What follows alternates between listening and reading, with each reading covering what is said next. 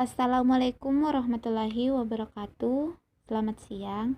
Di sini kami akan mempresentasikan PPT kami kelompok 9 tentang pengecualian fikih klasik dan fikih kontemporer.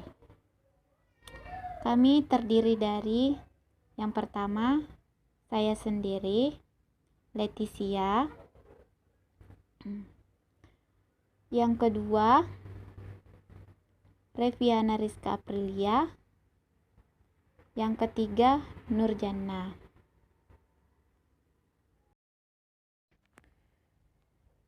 Baik, langsung saja. Fikih klasik. Yang pertama, pengertian fikih klasik. Kata fikih secara bahasa berarti al-fam, pemahaman atau paham disertai ilmu pengetahuan. Ada juga yang menyatakan bahwa fikih menyangkut pemahaman yang diperoleh melalui persepsi berpikir yang mendalam, bukan sekedar tahu atau mengerti. Sedangkan secara istilah, kata fikih didefinisikan oleh para ulama dengan berbagai definisi yang berbeda-beda. Sebagiannya lebih merupakan ungkapan sepotong-potong, tapi ada juga memang sudah mencangkup semua batasan ilmu fikih itu sendiri. Klasik, menurut Kamus Besar Bahasa Indonesia, adalah suatu yang mempunyai nilai atau mutu yang diakui dan menjadi tolak ukur kesempurnaan yang abadi atau karya sastra yang bernilai tinggi serta langgeng dan sering dijadikan tolak ukur atau karya sastra zaman kuno yang nilai kekal.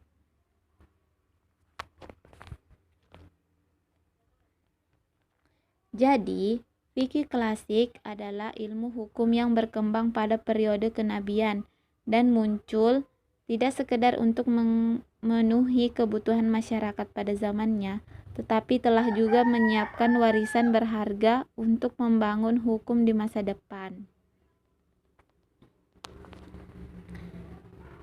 Yang kedua, periodisasi fikih klasik. Yang A, fikih pada masa Nabi. Periode ini dimulai sejak kerasulan Muhammad SAW sampai wafatnya Nabi 11 Hijriah atau 632 Masehi.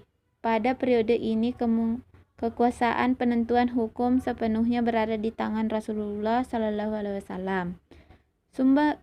Sumber hukum ketika itu adalah Al-Quran dan Sunnah Nabi SAW. Pengertian fikih pada masa itu identik dengan syarat, karena penentuan hukum terhadap suatu masalah seluruhnya terpulang kepada Rasulullah SAW. Periode awal itu juga dapat dibagi menjadi periode Mekah dan periode Madinah. Pada periode Mekah, risalah Nabi SAW lebih banyak tertuju pada masalah akidah. Ayat hukum yang turun pada periode ini tidak banyak jumlahnya, dan ini pun masih dalam jangkauan mewujudkan revolusi akidah untuk mengubah sistem kepercayaan masyarakat jahiliyah menuju penghambaan kepada Allah Subhanahu wa Ta'ala semata. Pada periode Madinah, ayat-ayat tentang hukum turun secara bertahap. Pada masa ini seluruh persoalan hukum diturunkan Allah Subhanahu wa Ta'ala, baik yang menyangkut masalah ibadah maupun muamalah. Oleh karenanya, periode Madinah ini disebut juga oleh ulama fikih sebagai periode revolusi sosial dan politik.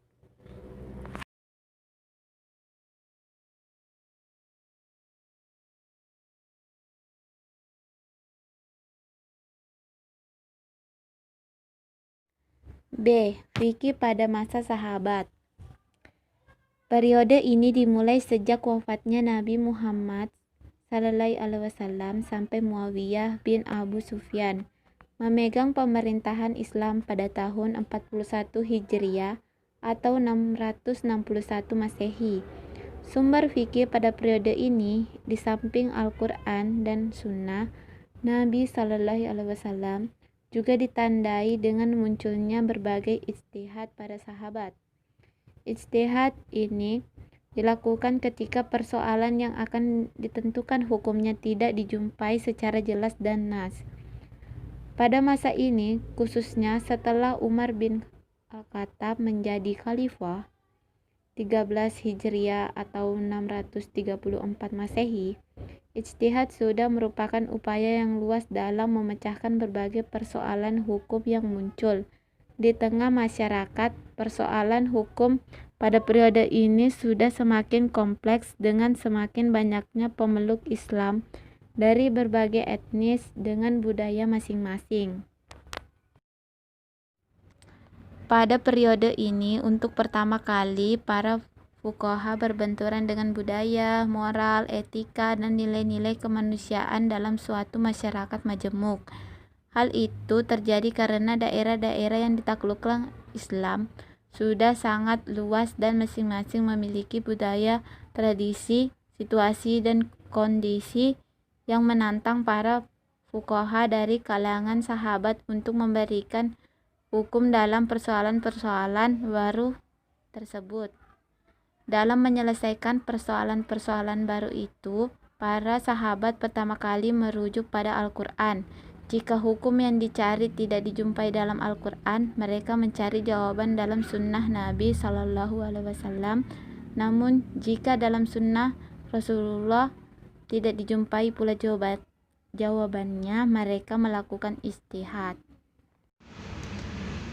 Baik, materi selanjutnya akan saya bacakan. Poin C, periode pembentukan mazhab fikih. Periode keemasan fikih berbarengan dengan zaman keemasan Islam dalam berbagai bidang. Adapun indikasi pertumbuhan fikih adalah terwujudnya fikih sebagai disiplin ilmu secara mandiri, secara teratur dan sistematis. Di samping itu, digalakkannya pembukuan tafsir, sunnah, usul fikih, dan filsafat. Faktor utama yang mendukung perkembangan fikih periode ini tidak lain adalah adanya hubungan harmonis dan antara ulama dan khalifah, bahkan ada khalifah yang merangkap sebagai ulama. Juga ada realitas kebebasan masyarakat umum bahwa ijtihad adalah hak setiap warga masyarakat. Fase ini dalam sejarah dikenal dengan istilah periode ijtihad dan keemasan fikih Islam, yang melahirkan para imam besar di bidang fikih seperti Abu Hanifah, Malik ibnu Anas, Muhammad Idris al-Syafi'i, dan Muhammad ibnu Hanbal. Juga merupakan periode munculnya para mujtahid mutlak dan mustaqil. Umat Islam saat itu bersikap objektif terhadap mazhab yang dianutnya dan masing-masing mujtahid tetap mengakui kelebihan dan kekurangan masing-masing. Poin D, periode kejumudan. Periode ini ditandai munculnya fanatisme mazhab yang mulai tumbuh di kalangan umat Islam. Mereka saling menyalahkan pendapat imam mazhab yang tidak sejalan dengan pandangan imam mazhab mereka. Hal ini mengilhami gairah dan semangat berjihad mengendor tidak seperti periode sebelumnya. Begitu pula dalam pola diskusi yang berkait dengan fikih antara pengikut mazhab pada saat itu dikenal dengan istilah al-munadzarah al-jadal. Dari hari ke hari fanatik mazhab semakin kuat, sehingga bila seorang pengikut mazhab sedang berhadapan dengan mazhab lain, maka seakan-akan mereka sedang berhadapan dengan orang yang bukan Islam. Periode ini, ulama tidak melakukan ijtihad mustaqil, akan tetapi mereka memberikan syarah, khulasah, taklimah, dan koleksi fatwa yang dibutuhkan. Para ulama telah memutuskan perhatian dan pembahasannya hanya terbatas pada teks matan, syarah, mukhtasar, dan hasyiyah. dan tidak mempelajari kitab-kitab terdahulu dan bernilai lebih tinggi. Terputusnya komunikasi antara ulama satu daerah dengan daerah lain sehingga tidak ada pertukaran informasi ilmiah secara mereka. Selanjutnya ada fikih kontemporer. 1. Pengertian fikih kontemporer. Dalam Kamus Bahasa Indonesia, bahwa pengertian kontemporer berarti sewaktu, sesama, pada waktu atau masa yang sama, pada masa yang kini, dewasa ini. Jadi dapat disimpulkan bahwa fikih kontemporer adalah tentang perkembangan pemikiran fikih dewasa ini. Dalam hal ini, yang menjadi titik acuan adalah bagaimana tanggapan dan metodologi hukum Islam dalam memberikan jawaban terhadap masalah-masalah kontemporer. Latar belakang terbentuknya fikih kontemporer adalah akibat arus modernisasi yang hampir semua bagian yang dihuni oleh negara-negara yang mayoritas Islam. Dengan adanya arus modernisasi tersebut mengakibatkan adanya suatu perubahan dalam tatanan sosial umat Islam, baik itu yang menyangkut ideologi, politik, sosial, budaya, dan lain sebagainya. Berbagai perubahan tersebut seakan-akan cenderung menjauhkan umat Islam dari nilai-nilai agama. Baik, materi selanjutnya akan dijelaskan oleh Saudari Revi. Oke, selanjutnya saya akan menjelaskan tentang fikih kontemporer. Ruang lingkup fikih kontemporer mencakup masalah-masalah fikih yang berhubungan dengan situasi kontemporer modern yang mencakup kajian Al-Quran dan hadis kajian fikih. Kontemporer tersebut dikategorikan ke dalam beberapa aspek, yaitu aspek hukum keluarga atau akad nikah melalui telepon, penggunaan alat kontrasepsi, aspek pidana atau hukum pidana Islam dalam hukum sistem internasional, aspek wanitaan atau busana muslimah, wanita karir, kepemimpinan wanita, aspek medis atau pencakokan organ tubuh, transplantasi darah, euthanasia, aspek teknologi atau menyembelih hewan kurban secara mekanis, aspek politik, dan aspek yang berkaitan dengan ibadah.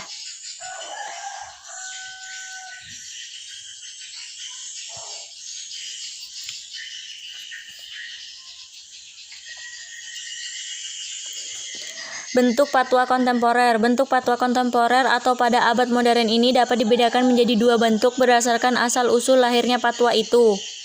Fatwa kolektif. Yang dimaksud dengan fatwa kolektif ialah fatwa yang dihasilkan oleh ijtihad sekelompok orang, tim atau panitia yang sengaja dibentuk. Pada lazimnya fatwa kolektif ini dihasilkan melalui suatu diskusi dalam lembaga ilmiah yang terdiri atas para personal yang memiliki kemampuan tinggi dalam bidang fikih dan berbagai ilmu yang lainnya sebagai penunjang dalam arti syarat-syarat yang harus dimiliki oleh seorang yang berijtihad. Fatwa dihasilkan melalui lembaga ilmiah ini harus mampu menetapkan hukum dengan berani dan bebas dari pengaruh dan tekanan politik, sosial, dan budaya yang dianut penguasa. Fatwa perorangan. Fatwa perorangan atau fatwa padi adalah hasil penelitian dan penelahan individu terhadap dalil dan hujjah yang akan dijadikan dasar berpijak dalam perumusan suatu fatwa. Para ulama Islam pada umumnya mengakui bahwa hasil ijtihad individu yang menghasilkan fatwa secara individu pula lebih banyak memberi warna terhadap fatwa kolektif.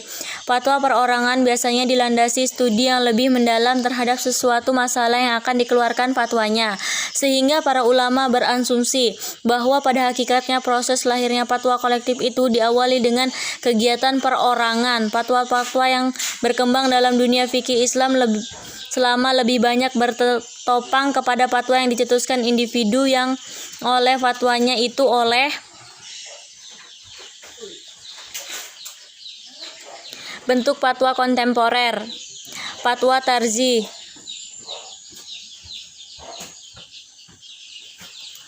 Pada prinsipnya, fatwa yang berbentuk tarji ini adalah fatwa kolektif yang dihasilkan oleh sekelompok orang atau satu tim yang memilah-milah atau menyeleksi hujjah dari berbagai pihak atau berbagai mazhab, kemudian ditetapkan yang paling kuat argumentasinya. Jadi bidang tugas fatwa ini yaitu melakukan penelahan dan membandingkan, kemudian memilih alasan yang paling kuat. Fatwa kreatif. Bentuk fatwa yang keempat adalah fatwa yang diklasifikasikan sebagai fatwa kreatif atau fatwa insyai. Pengertian fatwa bentuk ini ialah mengambil konklusi hukum baru dalam sesuatu permasalahan yang belum pernah dikemukakan oleh ulama terdahulu, baik masalah itu baru maupun lama. Dalam pengertian lain, fatwa dihasilkan oleh ijtihad kreatif atau insyai. Ini bias mencakup sebagian masalah kuno, tetapi para multi kontemporer mempunyai fatwa baru yang lebih logis. Baik, saya lanjutkan kesimpulan, yaitu fikih periode Rasulullah, sahabat, dan tabi'in adalah produk pemahaman mereka terhadap permasalahan hukum yang muncul di tangan komunitas masyarakat berdasarkan Al-Quran dan Sunnah. Produk ijtihad mereka pada saat itu berdimensi maslahat bagi mereka, baik berupa perintah, larangan, anjuran, maupun kebebasan memilih untuk melakukan atau tidak melakukan sesuatu. Dan fikih kontemporer adalah hasil ijtihad terhadap masalah hukum Islam yang terjadi pada masa kekinian right now, dengan menggali sumber hukum Islam berupa Al-Quran dan Sunnah dan jurisprudensi ulama terdahulu, serta mengintegrasikan ijtihad dalam penyimpulan hasil ijtihad yang berspirit pada kemaslahatan umat manusia di dunia dan akhirat. Demikian presentasi dari kelompok kami. Mohon maaf atas kekurangan dari materi kami. Terima kasih. Wassalamualaikum warahmatullahi wabarakatuh.